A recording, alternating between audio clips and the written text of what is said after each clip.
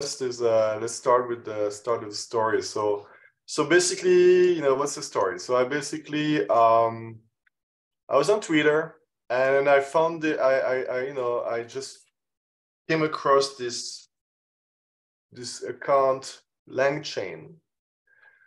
And I kind of got a little bit, so I was not really familiar with LLMs and this stuff. So, but I had I think for almost like 2 months, as it was the craze with ChatGPT and stuff, and I kind of, for quite some time, was following a little bit this account, langchain. Langchain is a library that lets you basically build agents and apps with LLMs in general, but of course with ChatGPT in particular. So there was pretty amazing stuff that they were showing, how easy it is to build something with it. So, like 3 weeks ago or so, 3-4 weeks ago, I can't remember now exactly when I started. I was like, okay, I'm gonna start I want to try something. And so I had some ideas, what I wanted to do with it. And one obvious thing was to combine Napari with ChatGPT. So at first I was thinking, so the first thing I did was I was experimenting with the web interface of ChatGPT and essentially asking for code, asking for Napari code. Like, okay, can this thing, the first things I was doing, like not even Napari related, I was like, okay, write me a function to denoise an image, write me a function to compute the edge in an image, or like basic image processing, image analysis stuff to get a sense of, what it was capable of, right? And I was a bit shocked to see it was pretty good, actually. Even pretty sophisticated things like, generalized variation denoisers or things that require optimization and stuff. So it was just very happy to do it. So, I realized I was not sharing my screen. Am I sharing my screen? No, not yet. Okay, that's why. It was like, okay, so yeah, I was actually showing stuff. So not that much, but I was just showing the Twitter account of langchain, and that basically I got a bit excited with this thing, right? And then start thinking about what I could do with it. And as I said, one obvious thing was apply that to image analysis, image processing, and then linking that up to Napari. So so what is langchain? So it's basically, I think it's a guy who just also went into a kind of coding craze, and he realized that you could build a lot of things on top of LLMs that you can access, such as ChatGPT or any other kind of such large language models. So so there are some. So actually, I think the example I used, I think I started with some example that they had here. I think it's this one actually. And so I essentially built the Omega on the basis of an example in langchain. It was just really so first I started hacking without reading the documentation, frankly, and that was not a good idea.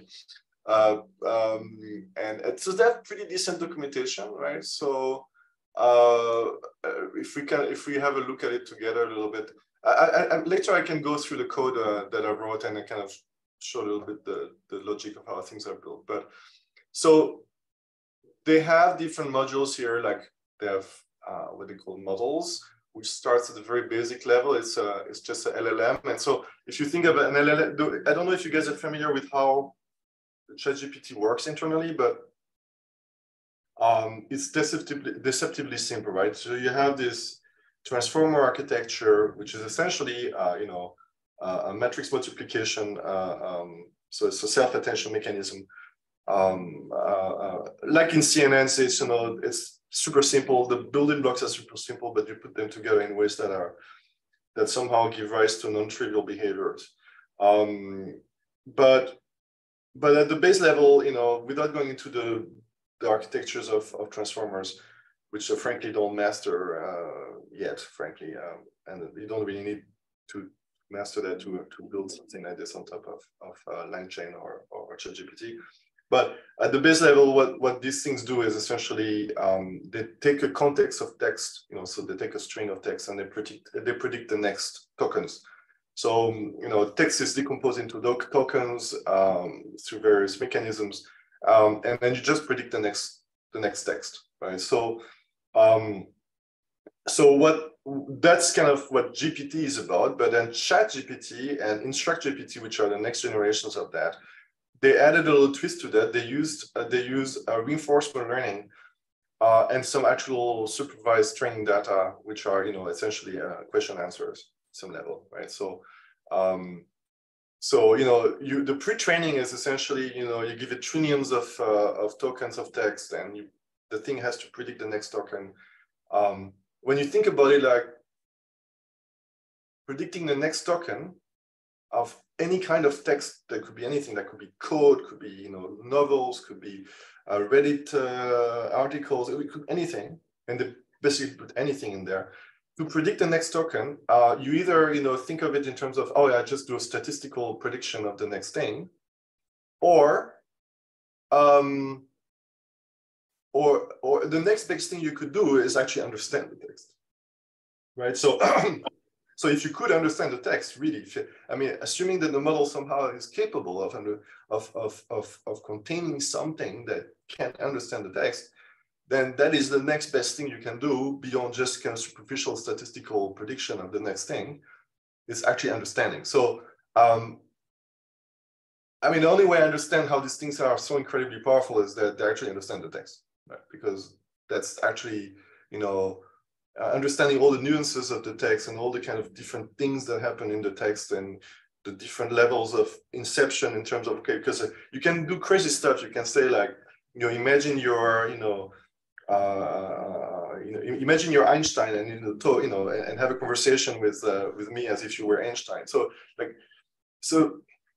And then you can do the same thing and tell it to basically imagine that it's Einstein with a kind of talking like like a mobster. So there's crazy levels, and then when you actually program things like an agent, you realize that you can go so many levels down in terms of specifying what you want, that's a little bit crazy. The amount there has to be a very it has to understand, basically understanding the text, but it's kind of lacking a little bit of direction. So that's why they added this level of they have this reinforcement learning with human feedback, which is essentially the self-supervision pre-training plus a little bit of an explicit direction of what we want that thing to be, how we want it to behave relative to text provided, right? So it has to follow a little bit more the instructions of the text, and so it's like this kind of very amorphous intelligence that suddenly that basically knows everything, because it can translate from any language to any other language. It knows about every programming language, and it knows all of that together and more, and historical facts and who knows what, all of that, but then without a little bit of and I think in the first version of GPT-2 or they lacked a little bit of direction. So these new generations of models have this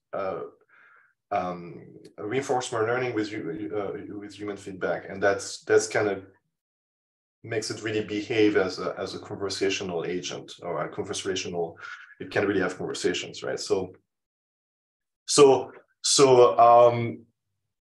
in the hierarchy of langchain, you have LLMs, and then you have something a little bit higher, which are chat models, which can incorporate, something I call memory. So the way it works is that, since you're just predicting the next tokens, the text, the next text. So maybe the best is to go jump in the code, because otherwise here on the web page I'm going to be a little bit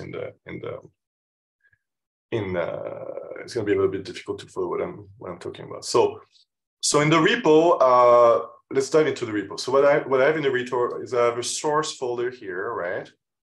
So this is also a Napari plugin, so it has all the machinery that Napari plugins expect, which is I believe where it is. So the machinery that the Napari plugin expects is this Napari.yaml thing, so that I connect the widgets. But it's also so it's a Napari plugin, and it has the code for the agent. And there's another thing, which is like there's a little web server to host the agent itself. So if I run it, just to kind of illustrate a little bit what we're talking about here. So I'm starting it now. I'm choosing, so I have access to ChatGPT 4 now. It's a little expensive, so I'm not going to use that one. So that starts a little chat window here, and I can talk to it here. And this is my Napari window, right? So, and this can also work within, an installed Napari instance. It's just here I'm kind of starting Napari and the server at the same time. So I can ask questions like, okay, who is Stefan Reibisch? Am I doing a mistake with your spelling, Steffi? I'm terrible with spelling. It's actually both wrong, so I'm not sure if you can answer. I'm terrible with the spelling. And SCH at the end. I'm not sure if it knows me. Yeah. We'll see. So we can see what happens here. So it's trying to find you on Wikipedia, which is very flattering, I guess. Yeah, it's trying again. Yeah. So what happens is that, if it's not happy with the answer of a tool, so what's happening here. So I have the little thing, and it's basically having a little bit of a conversation with itself also, and with tools that are available to it. So I could say like. There's one of the big questions that I had is like, how does it know which tool to choose? Because I saw in the source code you define tools that are available to it. How does it decide which one? Well, it's like, who knows, that it decides. It's literally like literally what you tell it. So what you tell it is, and that's a little bit the magical thing. So okay, so I'm going all over the place. I'm gonna try to reorganize my thoughts here a little bit here. I'm gonna hold on that question and answer to it. But just before going there, so the chat server lives here, and it's essentially, it's a bunch of JavaScript, CSS. I just reused an example that that langchain had, and then heavily modified it by now. But and then basically the chat server has most of the machinery from langchain. So there's a little bit of something here. I use Fast API, which is a very nice, way to create web servers in Python. I can mount some static folders and files like for the JavaScript stuff. I have a template engine. This Jinja 2 is a standard Python thing, very powerful. Apparently, just using barely any of it. And these are entry points for the for the web server. So like this is the root, and then chat is really the thing that's really communicating through a WebSocket. And so the way it works is essentially there's a WebSocket between this page and the server that to exchange the messages. This thing is actually capable of streaming the text. So when ChatGPT answers back and sends tokens one by one. The original version of this was actually able to type to show you the text as it comes, but because of changes I made, I had to lose it. I just couldn't keep it. There was no way to keep it and be able to do markdown formatting of the code, which was nicer than So I added the ability of this thing to actually display code in a nice way. And then essentially, Loic, why do you need a web server? Oh, you could do it. I mean, it's just because that's how the example was, and frankly, a nice interface like this in PyQt would have taken me more time than just reusing something that was available. But that's the client code, right? That's not the server. So wait. So yeah. So that's the way. Sorry. Then I don't understand the question. No, I don't. So you're talking to OpenAI's ChatGPT service. right? Yeah. That's generating. So you're not doing this yourself. No. I'm So wondering why, and you're talking to this through a client API that is this website. But you're building a web server in the middle of it, so you have two servers talking to each other. Okay. Yeah. So basically, there's an API that I'm talking to, and essentially it's through this object here, Chat-GPT AI, and it's just an API, like it's probably like some JSON exchange between the code here. So there's no specific conceptual mystery behind this. It's just because you take this particular example. Yeah, and then I just I didn't want to implement a chat window myself, so I reused one that was provided by that example. And at some point, I even considered replacing that by commands, by a terminal type interface, but that was ugly, and that was just. And once I figured out how to modify this nice little chat window, it looked nice, and so I kept it. But actually, what I wanted to do originally is to actually have a browser, in a PyQt browser, and have this inside. But for technical reasons with PyQt, it's impossible to do that and have it part of a plugin because of certain things having to be imported first. And if you're a plugin, you cannot really decide when PyQt is imported first. Anyway, I couldn't do that. But anyway, I just want to have, I just reused something that was nice. And so this is basically, I'm connecting here locally to a web server running by this, that's run by this Python code, right? So, and that web server connects to Chat OpenAI. Well, the Python program itself, right? So essentially, these objects are essentially giving me the connection. So here, what I do is I initialize essentially 3 connection points to OpenAI. One for the main LLM, the main language model. One for the language model used by the tools, because the tools themselves actually kind of have their own ChatGPT instance that they use to think locally about stuff. And then there's a memory LLM, which is used to summarize the previous conversation so that the previous conversation doesn't blow up in the context. Because the thing is so the way it works, let me go a little bit deeper.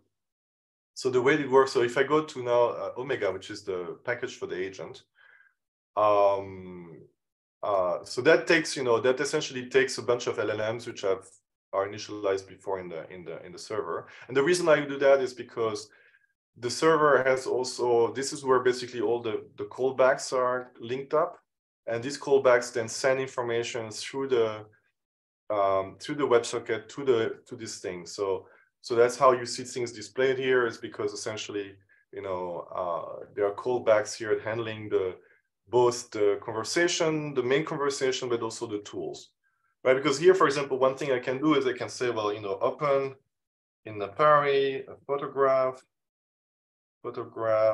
of Albert Einstein, right? And it's going to decide to use a tool.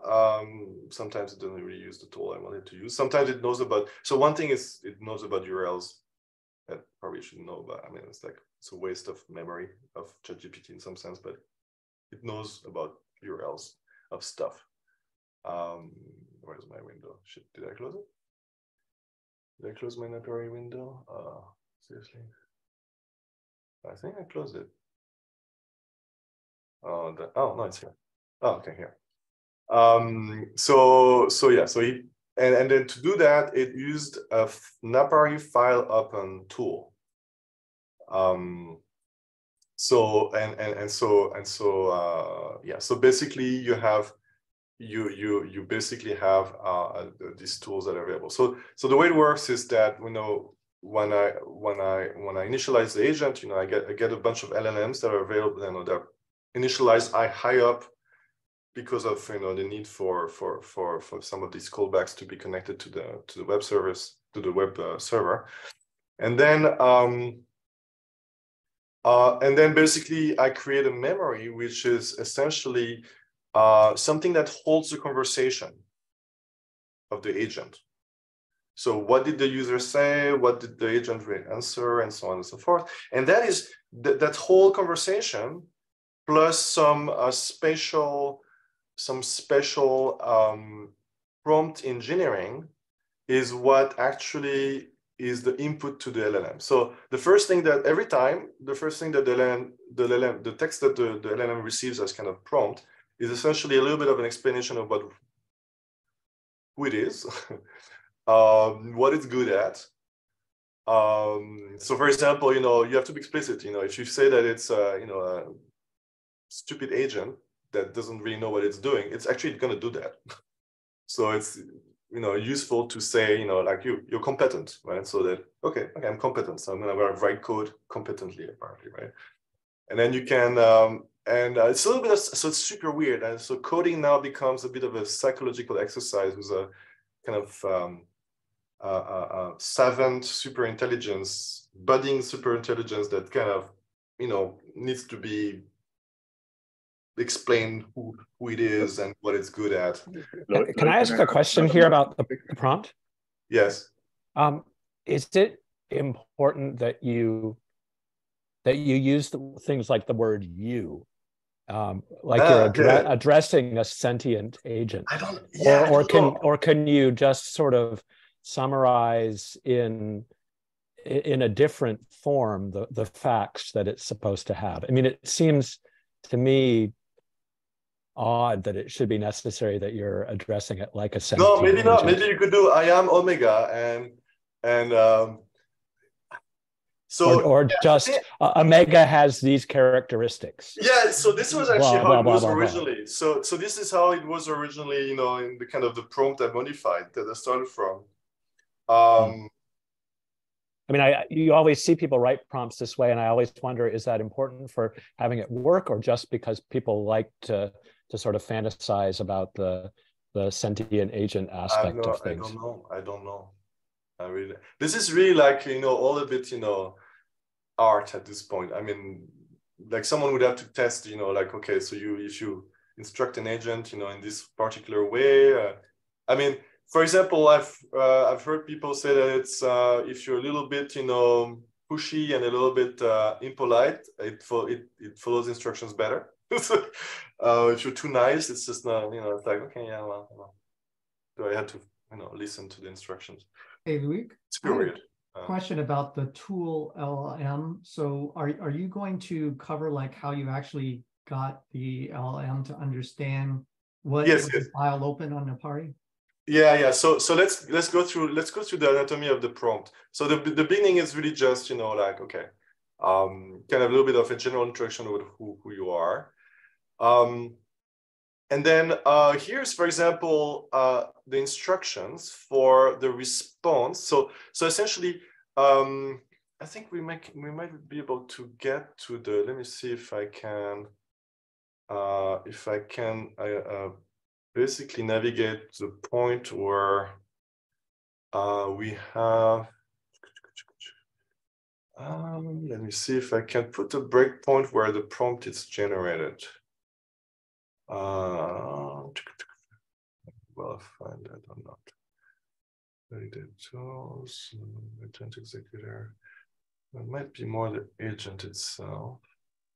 Loic, while you're scrolling your screen around, and yeah, multitasking.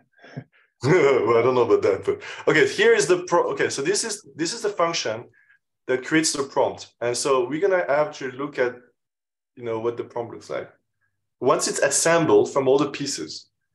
That's kind of interesting. So, okay, so, okay, this is the wrong place. There's a little bit of machinery to bridge, because of threads and stuff between the Napari-ChatGPT world and the rest of the code. But okay, so we're here, and it has generated a prompt, I believe. So essentially the prompt is assembled by putting together all the things, all the messages that it has exchanged before, and then a number of input variables which actually contain, as I said, the chat history. So what are the previous things that have been exchanged with the user? There's a scratch pad that has to do with, you know, when you get input, when the agent decides to use a tool, and really frankly, it just decided because it has a list of, there's just a list essentially of, there's just a list of tools that's provided to the agent. And it's just being told, look, here are all the tools you can use. Tell me which one you want to use. And that's basically it. You know, so like, for example, if you look at different tools here, if I look at, for example, I don't know, the file download tool, there's a description for it. So use this tool to download files by writing download and the URL, where URL is a valid syntactically correct URL. The files are stored in the current folder using their file name as found in the URL. And thus, they are directly accessible using their file name. So that means that, you know, basically this tool downloads files from URLs, which frankly, you could write the code for it, but if you just provide a tool that does it, it doesn't have to, you know, figure out how to write that code every time. And, you know, so for example, one thing that was crazy I tried and it worked was I gave it to URL of a page and said, please download this, the second TIFF file listed on the page.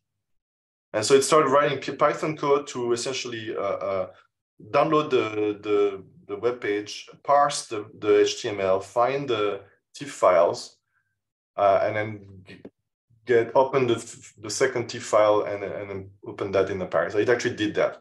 It doesn't. This one is a little bit of a tough one. It doesn't do it every time. Sometimes it gets lost and does other things, but I was like shocked that it could do it. But anyway, so I also provided the tool, and here's a tool that, you know, and it's not using it that often, so it sometimes does other things. So you can provide. Does that description go into the prompt? Yeah, it's essentially you have the list of. Essentially, the agent gets the list of all the tools with their names and their description, and that's it. You know, do whatever you want with it. Can you? Loic, I have a bunch of questions. Sorry, Stefan. Go ahead. Yeah, thanks. Okay. Sorry. Yes. So number one is in your query earlier, you had the past. You said you have the past messages in there. But you also said that you're using one instance of the large language model to compress the previous talk history because you have a limited amount of tokens that you can. Yes, exactly. The context. So what do you pass there? Do you pass the actual messages or the compression? So. Or the summary. Okay, so that's happening here in memory. So here, there's already something called a conversation summary memory in langchain, and I made a modified version of it. I mean, it's more like you know, it's a mixing, so I couldn't really like. And that just summarizes, uses pure token to yeah. So it basically takes. You can chain them. Can you connect a summary and a new prompt and have it summarize both?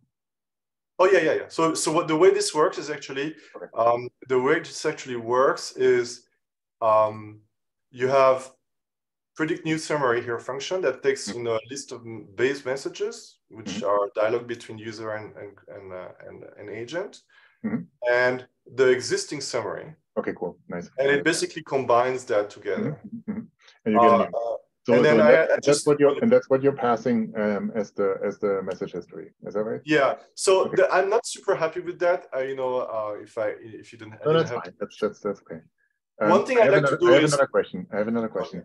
So I know, so ChatGPT has probably been trained on an internet that contained Napari, but a little bit older. And I was wondering how much of information about Napari and what kind of things to do you had to put into the prompt and have to repeat it every time you're querying anything versus it knowing it from prior stuff. Or do you always request it to read the docs? So, for example, that's an interesting. Let's go into the widget maker. So this one has a pretty intense, prompt engineering because. So the first answer is actually knows a lot about Napari. Actually, I was surprised, but it makes mistakes. So you want to put a little bit of Rails to help it a little bit, right? So, for example, when I ask it to write a widget explicitly said, look, you don't need to call this viewer.window.add doc-widget. I will do it for you. And I said, do not write that line of code. And also I said, do not create a new instance. It's okay. I have the instance for you. But it sometimes does it anyway. So I have a piece of code that literally like filters out lines of code that have the wrong stuff. But then it's amazing because I can explicitly, I can explain, look, you should decorate the function. So you have to write one function. The function has to have certain kind of signatures. You have to use Napari types for image, for surface, tracks, and stuff. No problem, does it? Or you can use, either the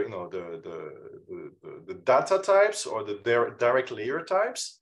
And these are two possibilities. No problem. It understands it. Understands what I'm asking here.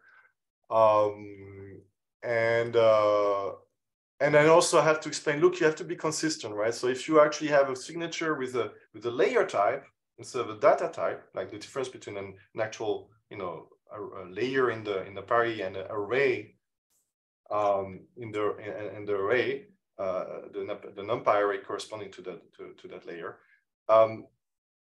I had to explain a little bit like, look, you have to be consistent. You should declare that function takes a layer. You should assume that's a layer, then write code accordingly.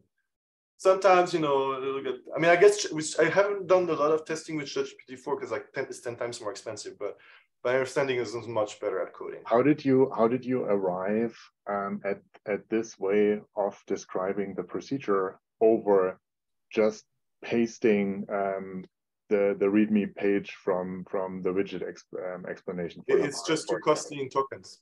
Or it's just too big. Did you have ChatGPT summarize the README page, and this is how you're posting here, or did you? No. This is just me, explaining to ChatGPT what I want, and then when it makes a mistake, I just tell it, look, don't do that. Okay. Do you think it would be possible to have it just summarize? So I don't know. I mean, ChatGPT 4, for example, can get like 30,000 tokens, right? So that's 50 pages.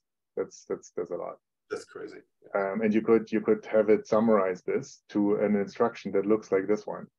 And see how well it goes from there. Totally, and I think there's even more sophisticated ways to do that. You can do that with a vector database. So the thing that people do now is you take a very large piece of knowledge, a very, very long document, 50 pages, let's say the whole documentation of Napari, all the all the string generated documentation, everything.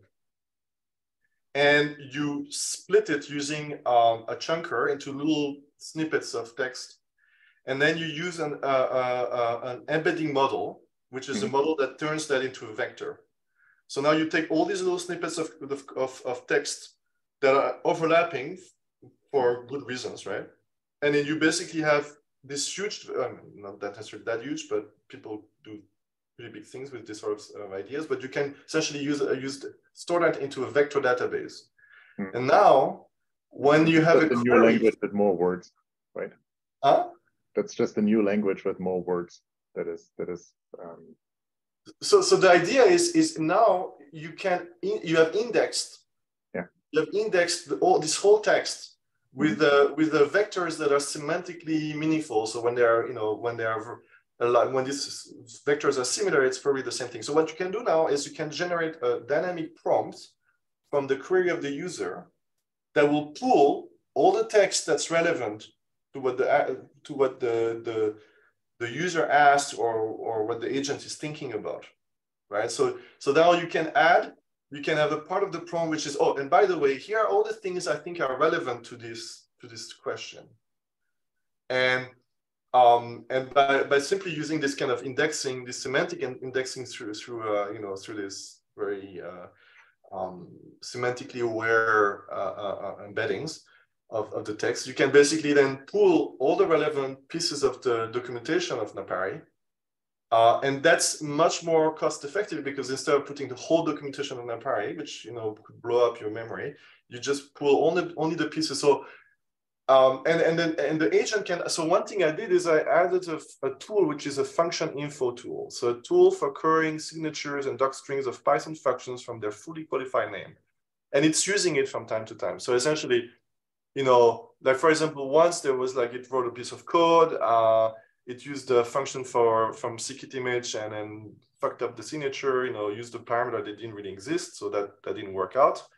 And then the first thing it did next, it was, okay, it used this function tool to query the signature of the function to figure out, okay, what are the parameters of the function.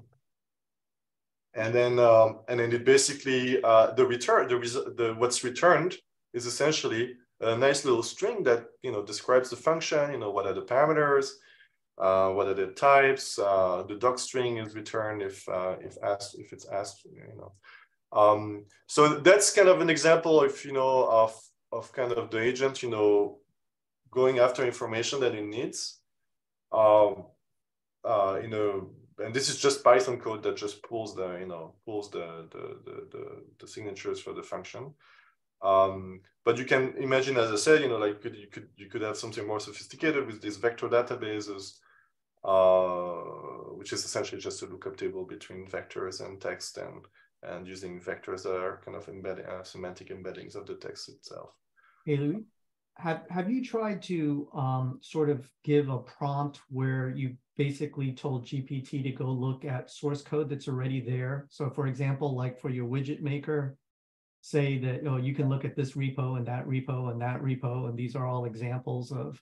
No, but that's, so I was thinking, one thought I had, but, you know, I didn't have time to do it, is to take the whole image.sc and essentially run it through one of these, you know, schemes where you turn that into a vector database, and then essentially now it would have the whole, you know, forum of image.sc at its disposal as a source of information. I do think that, you know, with the limits of ChatGPT 3.5, with, you know, 4,000 tokens, it's a little tight, I think, to play these games, because you want to probably provide enough information that it can pick the best stuff. So I think, you know, even if you have 32,000 tokens of context, you don't want to waste it, right? You want to, you know, you still want to be selective into what you provide. But you also want to be able to provide, you know, ample amount of information. Loic? So you can imagine, you know, something that downloads, you know, that searches the web for the 10 most relevant, you know, GitHub repos, somehow, you know, filter, you know, extracts from them through maybe a sub LLM information that's relevant to the query, and then return that to the main LLM. Loic, what happens if you exceed these 4,000 tokens? It simply forgets the first one, or it throws an error message? It throws an error. It throws an error. And so that's why, for example, I had to modify this guy here, because, like, for example, in one of the examples I was playing with, I asked it to list all the segments on a labels layer. You know, like, and produce a nice little markdown for each segment, the centroid, the area of the segment in the image. But then that goes into the memory of the agent, and it was, the list was so long that it blew up the memory. So that's also why, you know, I decided to go for summarizing memory, because, like, I don't want that to stay in the memory, because that blows up. I mean, as soon as it's in, I mean, first it doesn't get in. That's why I had to add this, because if the piece of text is already bigger than 4,000, there's no amount of summarization that can, you know, and break that. So, you know, if it's really too long, I just truncate it. And once it's in, then it gets summarized. But I think that's not the best thing to do. I think I would like to keep the last, you know, n messages, and then everything older than that should be a summary. So that would be a hybrid version where, you know, that I think right now this is really summarizing every time, and I don't think it's the best thing to do. And it should be adaptive. Maybe it should be smart. And if it sees that there's like a whole bunch of code that's added to the history, then it should probably, you know, summarize that and say, okay, that you know, the user, you know, the agent returned a piece of code that was doing that or this. How big is one token? I mean, how many words or text? It's about 75% of a word. So one token is one word is an average 75% of. Okay, so very small. Okay, I thought it would be. Yeah. It's just like in the order of the word, but it's a little smaller, right? Because it's like some, so like if we look at tools, there's like interesting things like, for example, one for the widget maker, if it writes code and I don't have the package for it, then I decided, you know what I'm going to do? I'm going to basically let ChatGPT tell me what needs to be installed. So that was cute. So essentially, there's a little utility function here, which is just running a little prompt on ChatGPT, which is essentially, okay, you completely write the pip install list of packages command required to run the following Python, and then here I even tell it what kind of version of Python it is, because that's, why not provide that information.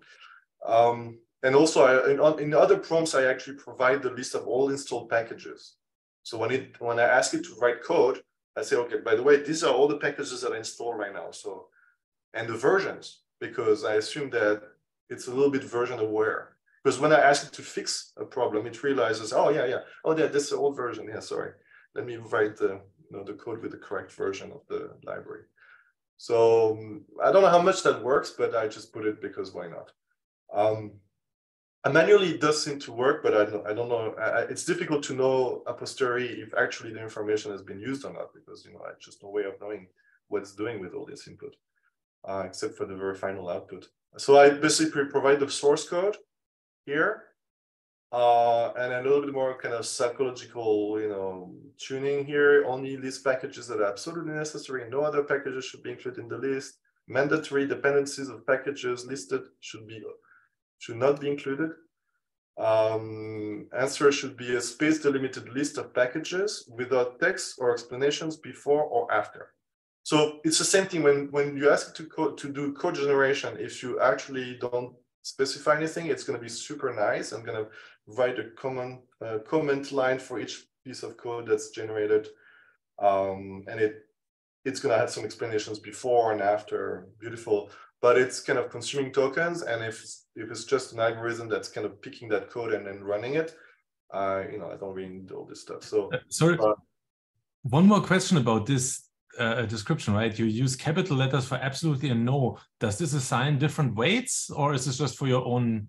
No, I mean, it's just basically, it's like you. Like if I send you this string, you will understand better that these are important. Yeah, exactly. So have you tried it out that if you write absolutely in capital versus non-capital, it actually makes a difference?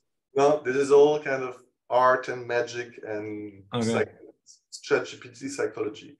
I mean, I guess one would need some time to actually do benchmarks on that and see. I have no idea, but it kind of feels better. So, but it's super weird. I mean, it's super weird. But anyway, so then I have this little bit of code, and essentially what it does is figures out for a piece of Python code which packages should be installed, and it happily does that. So that's why I'm saying in the tweet and on the repo, like, yeah, just don't run that on the machine that has the most precious data ever, because literally, like, if it decides to delete all the files on your computer and download the weirdest possible Python packages to do so, it will very happily do so. So yeah, a little bit of word of caution here. Do not ask to delete files, and because the chance that you miscommunicate your intent. Like, just delete that file. Well, okay, I just deleted every file except for that one. You never know how things can go wrong. But it's just magical. So, and this works really well. I mean, it really figures out which packages to install, and it just works. Sometimes it invents packages that don't really exist, but then the code is kind of robust enough to take care of that. Loic, on that point, how do you think you're going to deploy this for the user? I think having them set up a VM, it's a little bit much. So I'm wondering if you have some ideas how to sandbox this. I have no idea. I mean, I haven't thought that far. I mean, like, this is more I mean, this is more of a proof of principle than a product, frankly. It's like summoning, it's like an exercise in summoning the, you know, super intelligence, a budding, a kind of nascent super intelligence. I don't know how to, you know, so it's not really like, yeah, there's lots of dangers potentially, right? I mean, like that thing could, you know, yeah, if the user, you know, is not careful, they could easily nuke their computer. I mean, this thing, you know, happily wrote code to parse a HTML file to download a TIFF file and open it in Napari. And then before I ever knew that it was actually possible for it to do it, right? So I was just like, I typed the query and I just did it. I was like, what?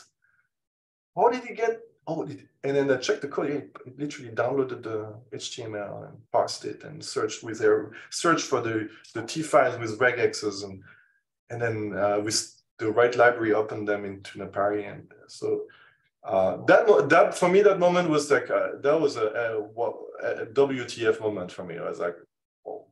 And at the same time, it's sometimes very, very dumb and doesn't get what I want. You know, it should search Steffi's profile on Google search, but instead, you know, it picks Wikipedia for whatever reason. So, yeah, but yeah, I don't know what, you know, what's the, you know, I think, you know, yeah, maybe deploying that inside of a Docker image and, but I mean, like this is ChatGPT 3.5 and 4 is smarter apparently by far. And then who knows what 5 and 6 will be able to do. I mean, by then, you know, yeah, by then it will escape from any, you know, you just tell it, you know, download this file, and then if it needs to hack it, it's the virtual machine or the sandbox in which it is to escape, you know, who knows, maybe it can. When it did the failed Stefan Preibisch query, it seemed to go to Wikipedia, but not go to the other tools that seem to be available. Yeah. Is there something where you have to kind of force it to say, why don't you start with this tool, then go to this tool, then go to this tool, and then and I think the agent is the way the agent machinery is set up is not great yet.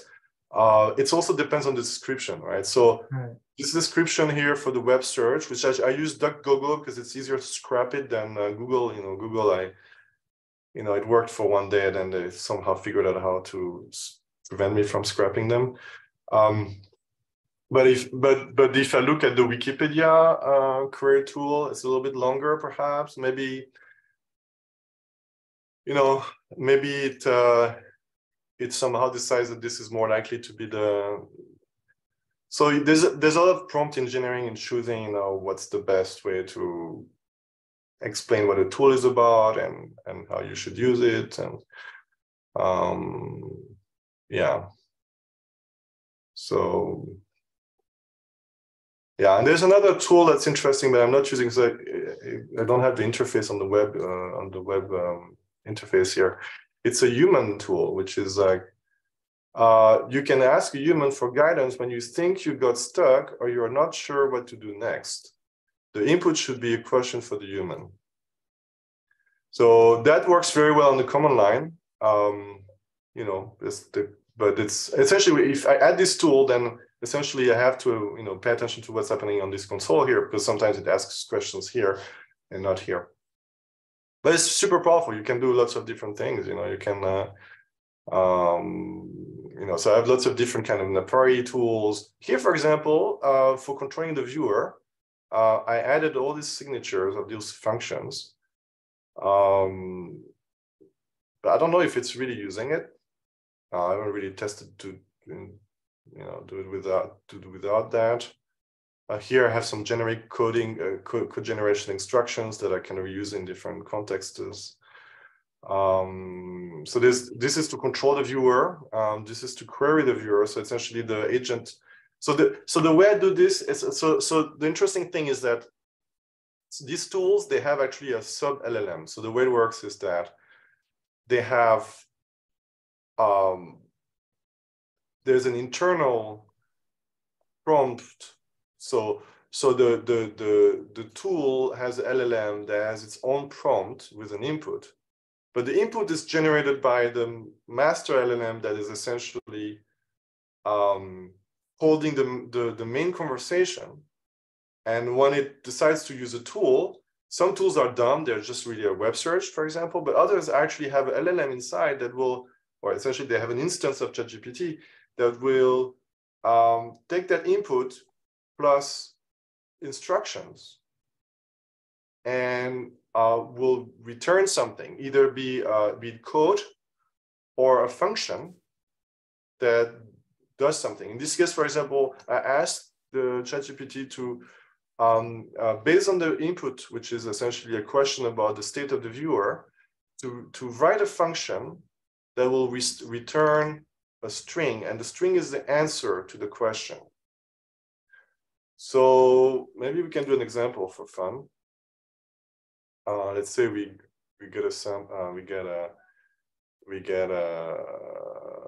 open an image, a sample image, and we say, I don't know, how many, what is the resolution, what is the shape of the image held by the selected layer. The selected layer image. So, to avoid trouble, I'm trying to be a little bit explicit here. And so that should be sent to the query tool, the Napari query tool. And then that means it has to write a little piece of code that will actually do that and return a string. And the string is what the tool returns. And then the main LLM uses that response, decides if it's happy with it. And if it's happy with it, it just returns it to the user. What's happening? Did I lose my? Oh, maybe we're debugging this thing. Yeah, okay, that's a good one. Okay, let me restart that. Let me copy it. Oh, I lost the string. Okay, whatever. Let's try again. That was debugging. We started in ChatGPT 4, so maybe there's a less chance that it's dumb. Okay, so let's try again. Napari, human mitosis. Please tell me the shape of the image on the selected image layer. There's a typo. Yeah. Okay, please tell me the shape of the image on the selected image layer. Okay, so there's stuff happening here. So yeah, that's the sub-LLM's prompt. And it's probably answering now. So it basically wrote a little piece of code, which is, a query function that takes the viewer layers, last layer, or selector, right? There's only one, so that's fine. And then basically data, that's the dumpy array, and that's the shape, and then just tells me, yep, the shape of the image on the selected image layer is 512, 512. Can you upscale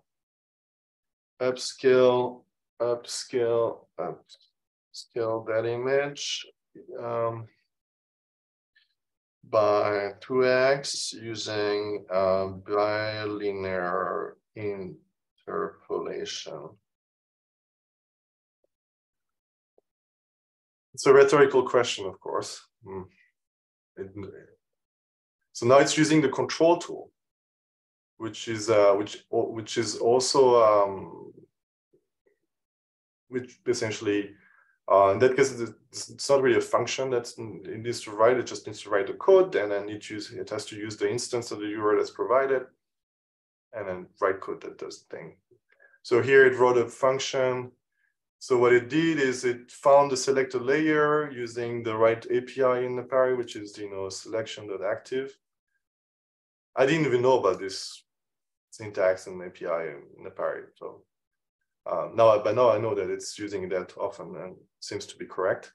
And then what it does is it's checking a few things. Is a selected layer, none or not, and then it's checking the type of the layer, and if it's correct, then it does a standard, SciPy zoom and adds it to the viewer.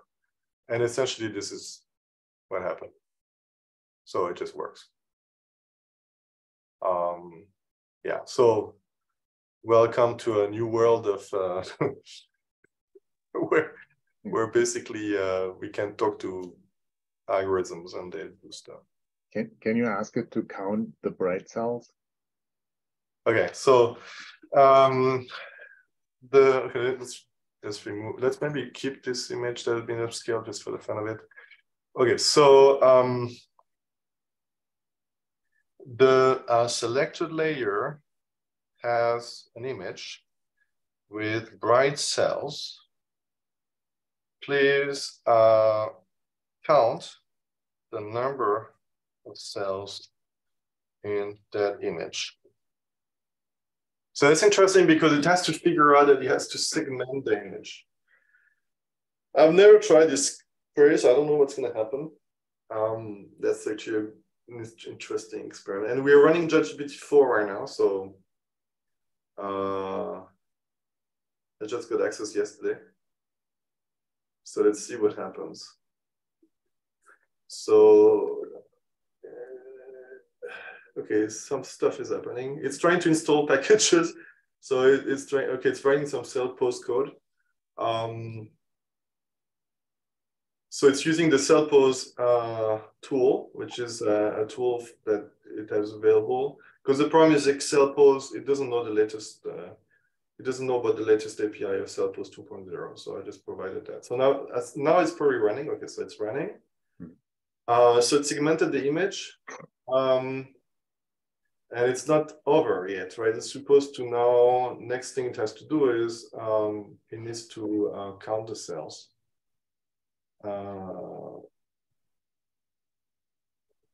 Yeah, this is a little bit, what? I don't think it has counted anything yet.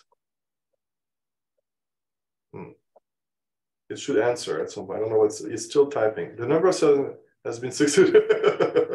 So a little bit, yeah. So that's an example. Do you have to say something like count the cells and tell me what the number is? Or? Yeah, it's like if for I don't know, maybe in his mind is like, yeah, sure. No, can you type what is it? Question mark. I don't think it's gonna like that. What is it? Yeah. What is it? What is it? The number. I mean, at some abstract level, it has counted all the cells, but that's it. It has to tell us the number of cells. I mean, yeah.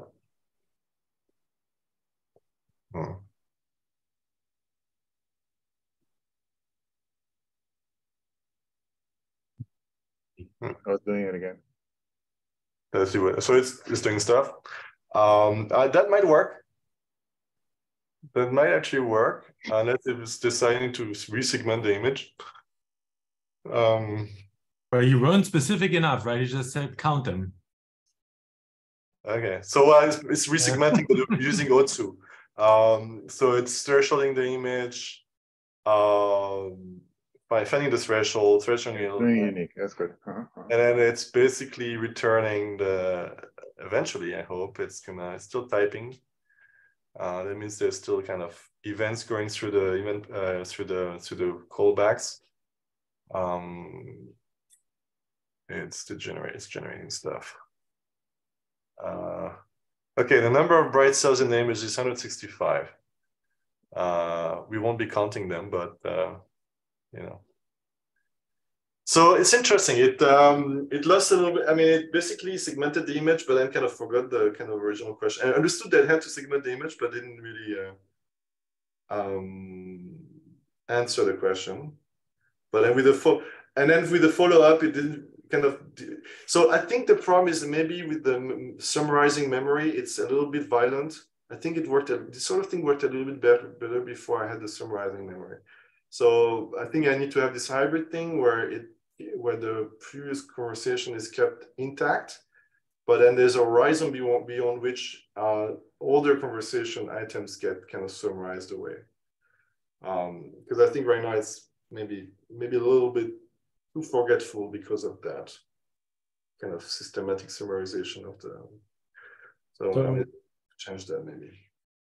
So I haven't been keeping up. I remember in the announcement, they said that GPT-4 has the ability to see images and you can provide images as input, but they hadn't released it to the public yet. Is that still true? They haven't...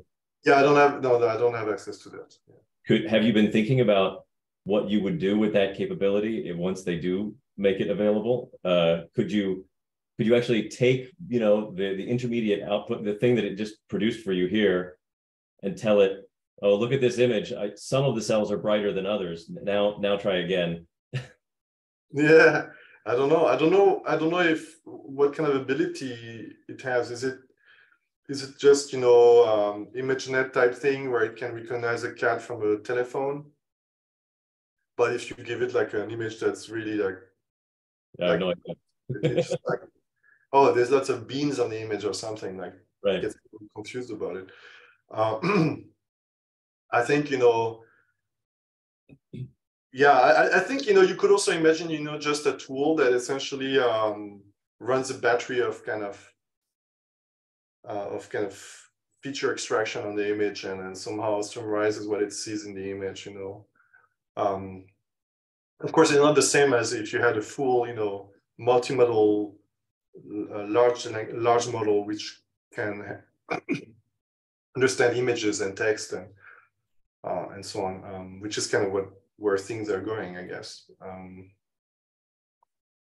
But yeah, it's nuts. I mean, it's interesting yeah. that in your Napari viewer query.py, as part of your prompt, you actually give an example of like counting the number of segments of a labels layer, and you say like just use NP unique in that. So I'm wondering like how much of it is coming from its innate knowledge of how to do operations as opposed to mining your prompts and kind of figuring out the direction it really should go.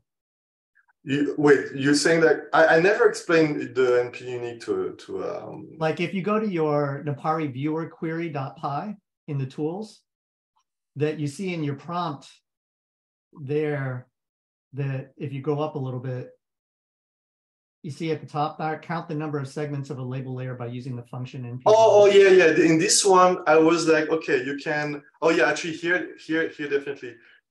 This is a bit cheating, frankly. So yeah, well, so you are prompting it a little bit. A little bit, yeah. These are kind of examples. No Otsu, but yeah. These are examples. So that's one thing I've seen is that, other people mentioned that it's basically sometimes to explain something, it's in the abstract, it's complicated, but if you give examples, that grounds it a little bit, and somehow it has an easier time understanding what you actually really mean. So it's very hard to explain. It's like coding, it's very hard to explain things in the abstract in an ambiguous manner.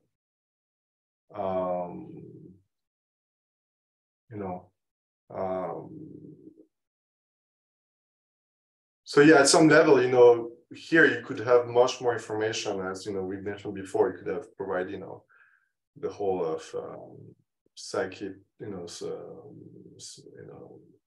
SciPy and then scikit image, and it's like if you had really a lot of context, you could provide a lot of examples and stuff. Anything else you guys want to do with this image? Should we list the centroids, or I don't know?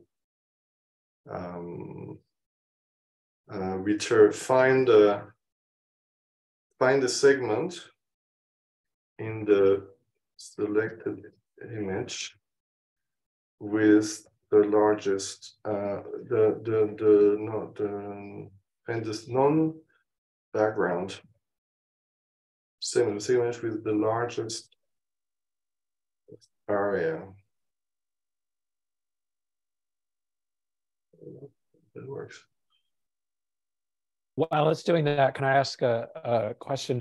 You you mentioned several times, don't use this lightly because it might delete files or install packages.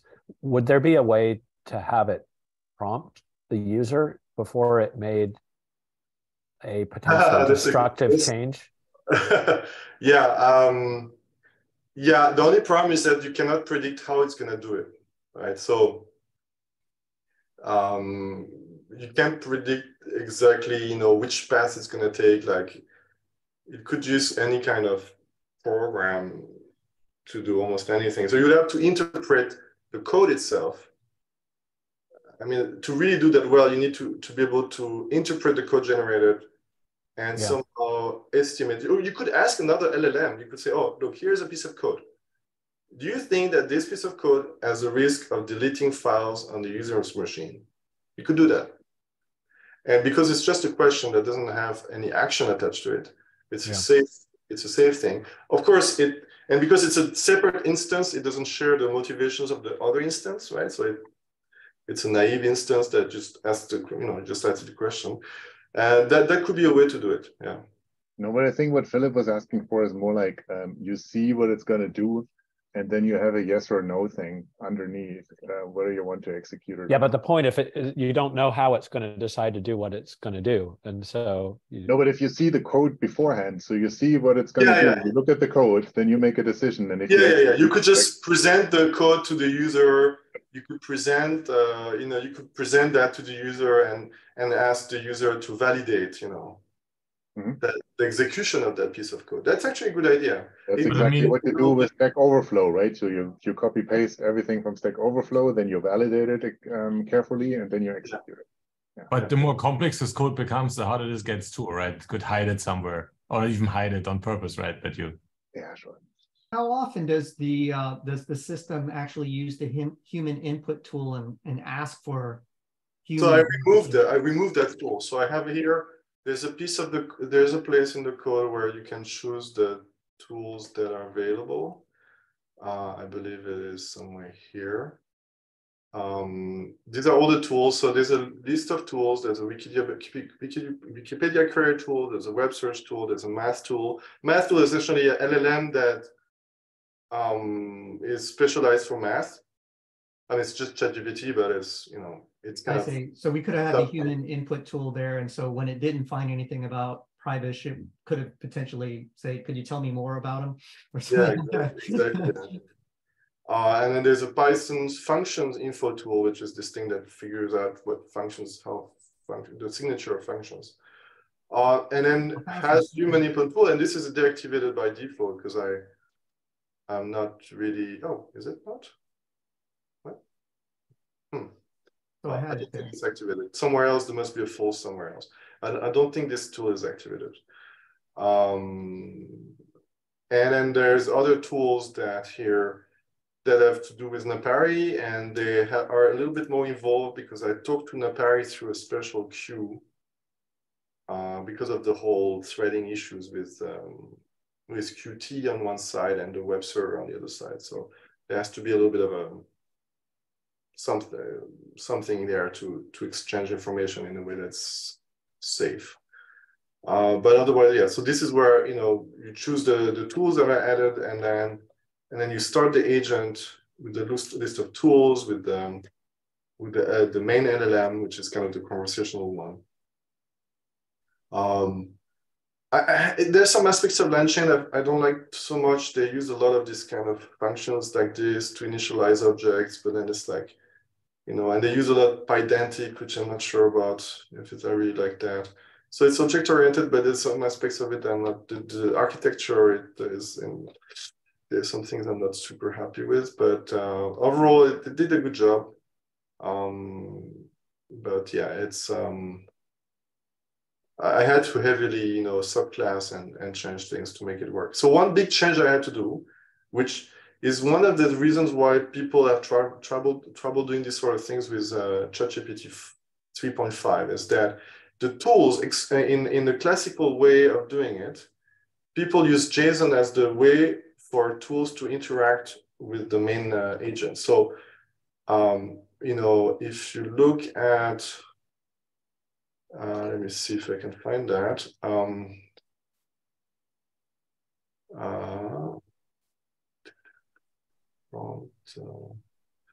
So format instructions, the default format instructions is the following.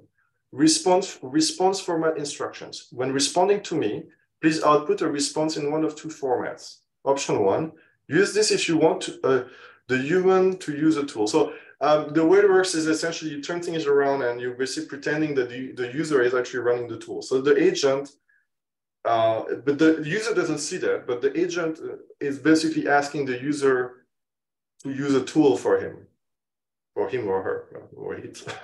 So that's why I'm not so sure about this way of putting things, but that's the way they do it. But essentially, the option one is use a tool. Here's the name of the tool, and it's a JSON string that's provided. So basically, the ChatGPT has to write a JSON to use a tool, right? And then the other option is the final answer, which is, oh, I don't need to use a tool anymore. I'm happy with what I have. Let's just answer the user directly. But this kind of works with 3.5, but it's really a tall order to ask ChatGPT to write JSON, which sometimes might contain code, and therefore you have to escape the code and some of the characters within the JSON. It gets really complicated. So it's amazing that it works. ChatGPT can do that no problem, but 3.5 has trouble. So what I did is I changed that. Like, I don't need JSON for essentially passing an action to pass two strings, essentially, right? So that's a little bit overkill. So what I do instead is the instructions are much simpler. I have action and then the string that ChatGPT has to get. And you see how, we kind of implicitly communicate that this is, a comment on what this is about. And this is a type of what it is. I mean, this is like nobody decided on this format. It's just like somehow it's kind of sort of pseudo format, pseudo schema of description of communication. It just gets it, which is amazing. So this is the format that it has to use to communicate with the tools, or basically how it has to communicate to us which tool it wants to use. And I use a very simple state machine to parse that, which is much more robust than parsing JSON that might be broken. And that's, if you look online, like people that played with AutoGPT, stuff like that, people trying on 3.5, they have a hard time because it's always JSONs and JSON snippets. And that's fantastic with 4.0, no problem, but 3.5 has trouble generating that without making mistakes in the syntax. And if you have a mistake in the syntax of a JSON, it's difficult to fix that. Whereas something as simple as just, essentially, a header here and then the string and then one space here and another header and another string. This is very difficult to pick that up. So, yeah. I don't know, guys, I can keep talking about this, but, maybe you guys have other things to do. Well, this was very exciting, Loic. Thanks so much. Yeah. Happy to share. And basically, yeah, so that was like, I had to go to France to take care of my parents. I had like 2 surgeries. It turned out not to be very useful for my parents beyond just chauffeuring. But I ended up coding like for 2 weeks nonstop to get this done. Yeah, that was fun. Cool. Hope we're going to stay in contact over this. I mean, this is very exciting. I think can be useful for many other types of projects as well, right? Just understanding the concept of this and how to use it. I think it's very powerful. Yeah, you can basically add what is becoming a budding super intelligence into your own programs. Like simple things, like for example, figuring out like which packages to install from a piece of Python code. It's just nuts when you think about it. But you can do that now. It's just like would be a complicated project. You would have to do some weird reflections, and then you would have to parse the code and figure out which functions are used and which functions are in which packages, and then. By the way, Conrad yesterday set up our institutional, or at least sign-in for OpenAI. So if anybody wants to use it, just let us know. We have a login to get your key and stuff to start playing around. That's cool. I should set up that up also. Right now, I'm just using my own account. But I only spent I think I spent like $14. That's still okay. to develop this whole thing was just $14 of OpenAI. But that was not 4.0. Yeah. 4.0 is going to be, it would have costed me $140. So yeah, it's a bit more expensive. Cool. Then thanks so much, Loic, and see you soon. Bye-bye. Take care. You Ciao, too. ciao.